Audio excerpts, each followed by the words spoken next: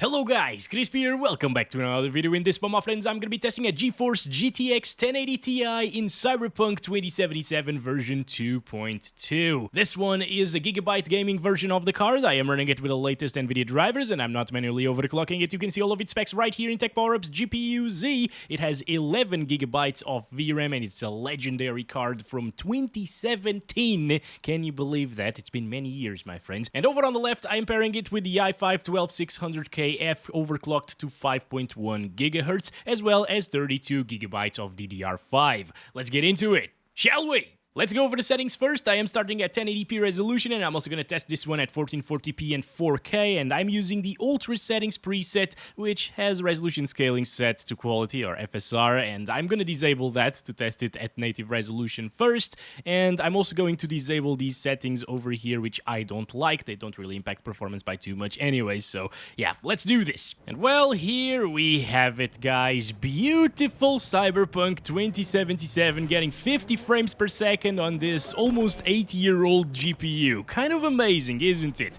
40-ish sometimes, and now this is in one of the most intensive areas, if not the most intensive area actually, in the entire game. It's the Dogtown area in the Phantom Liberty DLC. It's running alright, you know, it's not stuttering too much. It has some variations there in the frame time graph, but it's not noticeable in the actual gameplay, and it's still handling it at 40 plus frames per second all of the time.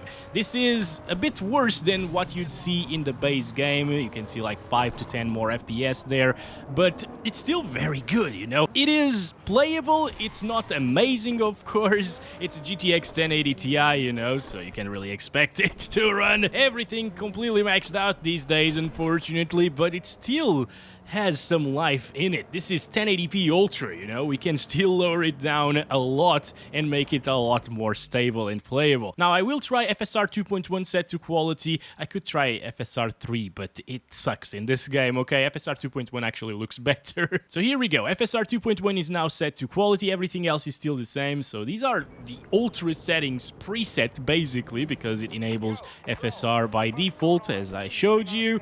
And it's getting a little bit more stable FPS. Look at that, going up into the 60s sometimes. That's pretty nice. Of course, there's a bit of ghosting around the car, you know, especially at the back of it. It's more noticeable in darker scenarios, but yeah, it can be a bit annoying. It will go away, however, if you play with motion blur enabled, but I really don't like motion blur, so I'm not gonna do that. Goodbye, Bob!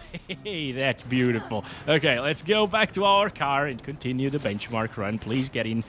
Oh boy, they're all shooting at us. I don't know why they keep on protecting Bob, you know. Every single time I kill Bob, he's a demon. Anyway, FSR 2.1 does look a little bit better than FSR 3.0, as I told you, but it still doesn't make the game look very pretty, you know. The DLSS on the Nvidia RTX GPUs does look considerably better than this, to the point where I would consider using DLSS if I had 1080 Ti performance, you know, on an RTX GPU, and enabling DLSS would bring the FPS average up to 60, but here I wouldn't really do this, okay? I would much rather lower down the settings to like high, for example, and get the performance boost that way instead of enabling FSR quality. This is upscaling from 720p and it's FSR2. Come on, like, CD Projekt Red, can you implement FSR 3.1, please? That's way better. Like, I don't understand what they're doing. Anyway, let's set it to the high settings preset, disable the resolution scaling, and this is it. I'm also going to disable these once again. So a lot more things now are on high instead of ultra, as you can see. And well, I'm just restarting here, guys, and I'm gonna load the same save file again. And here we have it. Oh boy, what was that? That was the car, my friend. I'm so sorry, actually. He was on the crosswalk. Anyway, let's start counting our FPS. We're starting at 60 frames per second. That's pretty good. By the way, if you are just walking around, the FPS are much better than when you are driving around, because driving does lower your FPS like crazy in this game for some reason. Oh boy. But yeah, we're seeing around the same FPS as what we saw with Ultra settings and quality FSR, I believe. It's not too bad, right? Pretty interesting. Okay, this makes the game definitely feel a bit smoother than it was on Ultra, with drops into the 40s, you know, and some bigger stutters, I guess, although those are kind of random, so it doesn't really matter too much. And over here, as you can see, we're now up into the 60s, so sorry. That means that in the base game, you'd see around these FPS, once again, 60 to 70 frames per second most of the time at 1080p high settings. I believe that's quite a decent improvement as well compared to 3 years ago, because that's when I last tested the 1080 Ti in Cyberpunk, okay? In a dedicated video. I tested it in the base game, in an intensive area in the base game, but still, it was less intensive than this, and it was dropping into the 50s very often at 1080p high settings. I think now it will get 60 on average, or maybe like 65 in that base game area. Still, when you get to this area in the Dogtown, it will end up dropping a little bit, but you know, it's actually pretty stable for a single-player title. It's amazing that you can play with these graphics, right? Like, this looks really good. Anyway, I'm gonna stop it there, and I'm gonna utilize FSR 2.1 on quality again. This should make it 60 plus all of the time. Yeah, there we go. 70s now. Yeah, going up to 80 FPS sometimes. So if you don't mind the look of FSR, a bit more shimmery and stuff, sometimes I don't mind it, especially in smaller screens, you know. Yeah, you can definitely have that sweet 60 plus FPS experience all of the time. That's really, really good to see on the 1080 Ti. Upscaling does help a lot. Again, I just wish CD Projekt Red would actually implement a good version of FSR instead of putting a half-baked FSR 3.0 version on it, which has frame generation, but it doesn't even work. Yes, guys, okay, if you have VigNet enabled, frame gen doesn't work and you need to disable VigNet in the config files. It's just ridiculous. And they also broke the way that you apply frame generation in the game, but that's another story. Anyway, yeah, FSR3 ends up looking worse, and the main feature of it doesn't even work properly. I don't know what they're doing, guys. This is really weird. Anyway, I'm gonna try XeSS actually on ultra quality. This is a bit higher resolution scale than quality. Quality is 67%, ultra quality 75%. And it looks considerably better than FSR does. And I thought on a 1080 Ti it would actually perform very similarly to native res, because on older GPUs XeSS doesn't work quite well, or quite as well as newer GPUs actually. But no, it actually increases our FPS slightly here, as you can see. We're getting 60s. 1% lows in the 40s, but I didn't really see it drop from 60 anyways. It's just because of the little variations in the frame time graph, and yeah, I think if you want high settings, this is probably the way to go, guys, because it gets you 60 plus FPS even in the most intensive area in the entire game, which is that roundabout. And also you can overclock the cards a little bit to achieve even higher FPS. I would definitely recommend you to overclock it just slightly so you can achieve 69 FPS. Using these settings. That would be absolutely perfect, right? But yeah, doesn't drop from 60. Oh, there we go, actually it does. 59, 58 at times. It's only barely dropping, and it does look a little bit better than FSR, but once again, the DLSS in this game is miles ahead, or kilometers ahead, because that's the better unit measurement, yes. Goodbye, Bob, once again, good stuff. Yeah, it works, guys. If you don't mind using upscalers, XeSS is definitely the way to go here. Maybe lock it to 60 FPS as well. Oh, wait, it's dropping a lot actually over here. So it gets really intensive with XeSS like this. Let me try FSR again. Oof, it's way more pixelated, yeah. There we go, come on. And it's less intensive as well. I mean, we've already seen that it's less intensive, right? Oh boy, come on, stop it. Alright, they're gonna kill me, guys. I'm gonna stop it right there. Okay, that's it for high settings. Let's try out medium. So here we go, medium preset. Gonna disable resolution scaling once again. This sets crowd density to low, and well, these are already turned off aside from motion blur. So I'm just gonna turn it off, and everything else here is on medium, and some things are still on high, as you can see. And here we are back at it again. 69. Can we get 69, please? Come on, game. There we go. Yeah, not for a long time. Let's start counting our FPS. Here we have it. Medium settings. Finally, we're playing at 1080p native resolution with around the same FPS as high with upscaling, you know, so that's what you can expect. Oh boy, with XeSS actually. Come on, come on, come on. Yeah, 60 to 70 FPS here in the roundabout area is pretty good. The game still looks really good as well on medium settings. There are plenty of little details everywhere and it looks great overall. Even the reflections. We're not using ray tracing, obviously. You can't enable it on the 1080 Ti, unfortunately. Well, maybe fortunately, because you'd get 5 FPS. It's a small improvement from what I saw 3 years ago, last time that I tested 1080 Ti. I also needed to drop it down to medium settings to achieve 60 plus FPS all of the time. But remember, high settings on the base game would likely get us those 60 plus most of the time anyways. So it's definitely improved over time in terms of optimization. Yeah, this is quite nice, guys. I would probably stick to this actually instead of high with XeSS ultra quality because, oh my god, the driving, I'm sorry.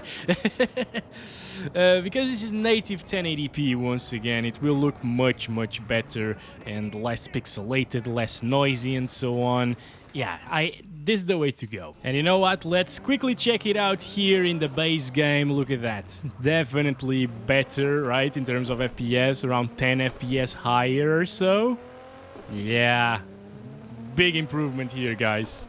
Damn. Okay, still dropping into the 60s at times, but only slightly, right? See, guys, it's going to be really stable all of the time if you play this on medium settings in 1080p native res on a GTX 1080 Ti. Lovely stuff. Let me just kill the real Bob, the OG Bob, and goodbye, Bob! What the heck? Hi, hello.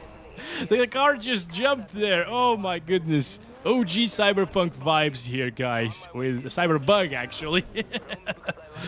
Oh boy. Yes, dropping into the high 60s, basically. Really stable, really smooth. I love it, guys. 1080 Ti, man.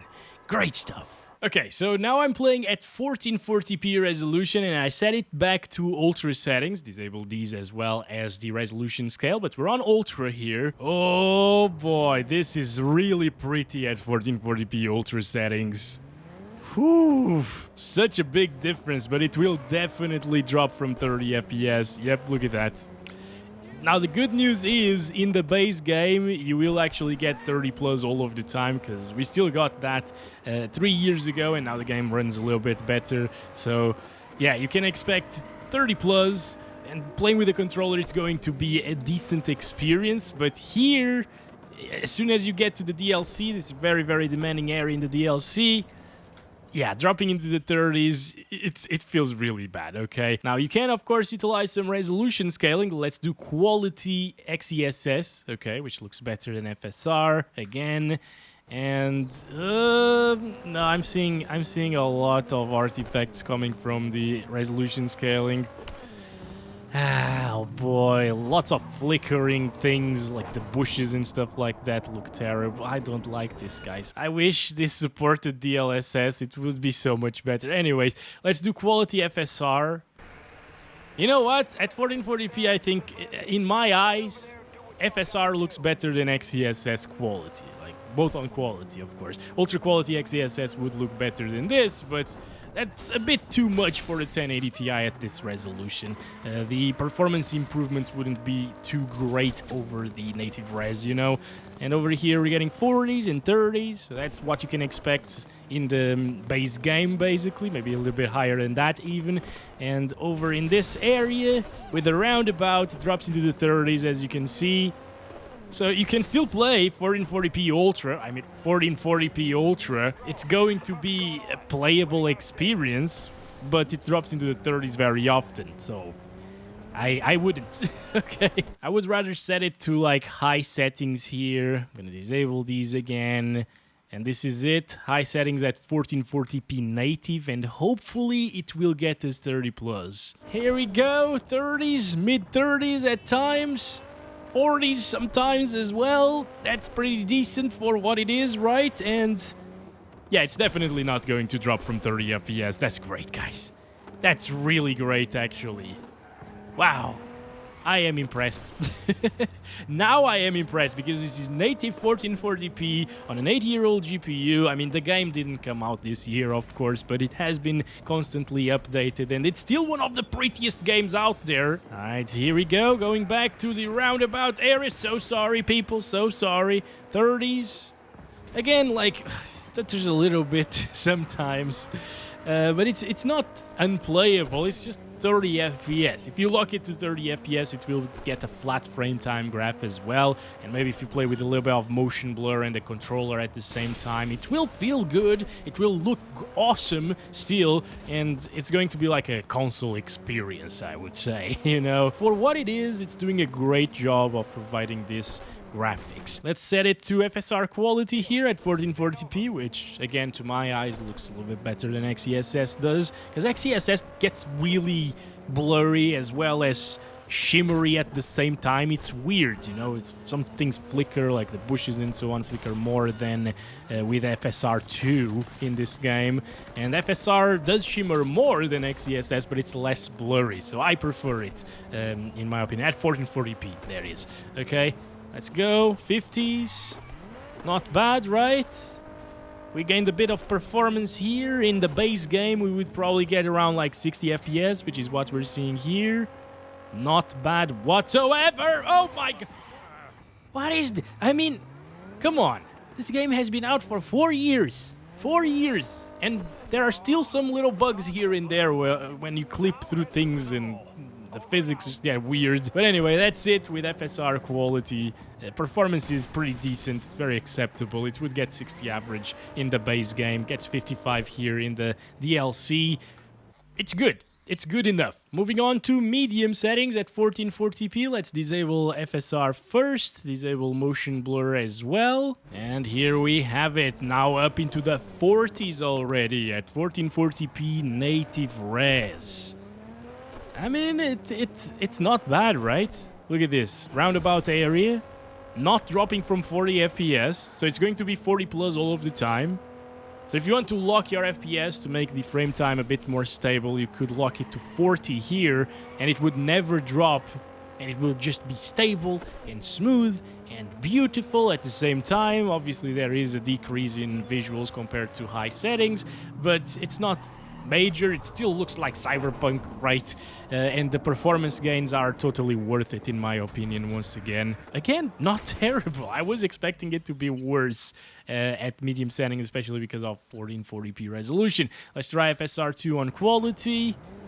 And yes, indeed, it does bump it up to 60 frames per second, guys. And I mean, if you get FSR frame generation to work in this game, with a baseline of 60 FPS, you can get like 110 or 120 FPS with FG enabled, which will make it really, really smooth, of course. With a bit of input lag, but that's normal coming from FG. I would not enable FG with anything lower than 60 FPS average, though, because then the frame generation input lag feels pretty terrible. But again, the frame generation implementation in this game is really bad. It's one of the worst that I've ever seen, as well as the FSR 3.0 in this game. It's pretty terrible in terms of its looks as well.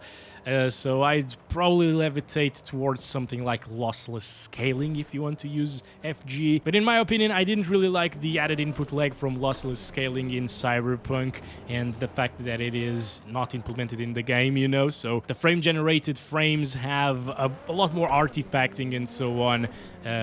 But yeah, you can expect like twice the performance if you use something like that. So I feel like there's no need to drop it down to low settings even at 1440p, but I'll try it anyways if you prefer the native resolution experience with closer to 60 FPS. And here we have it. Yep, 50 to 60 frames per second here. So in the base game it will be 60 plus at native 1440p using low settings.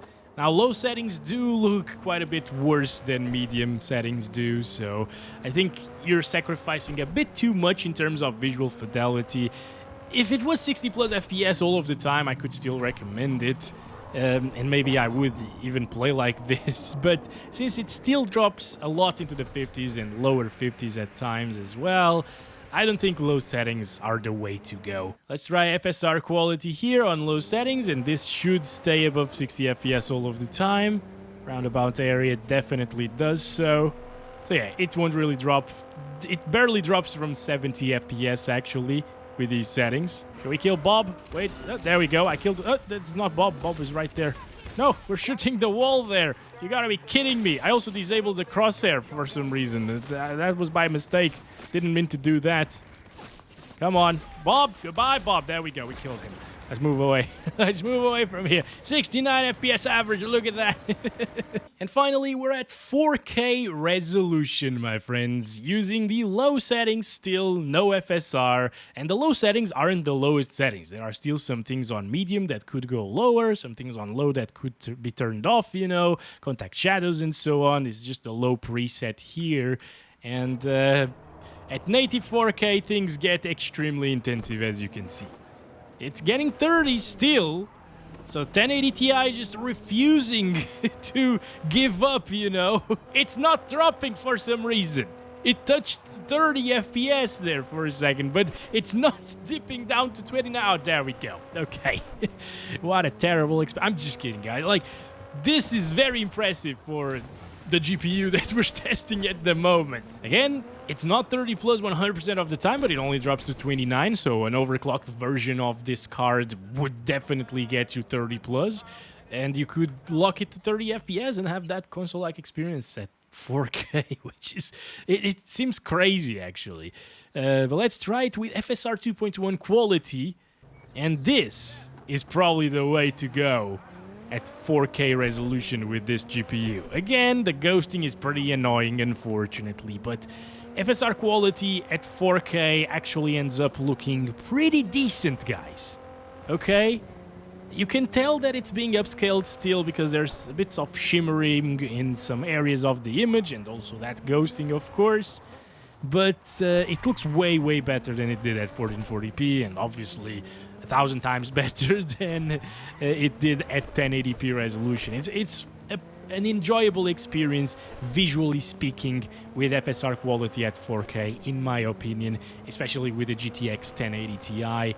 And if you are playing at 4K in 2025 with this GPU for some reason, maybe you're stuck to older games, you know, and that's probably the best idea because newer games are terribly optimized and very hard to run. If you are playing at 4K with a 1080 Ti this year, let me know. I'm very curious. Let me try Performance FSR2 here at 4K.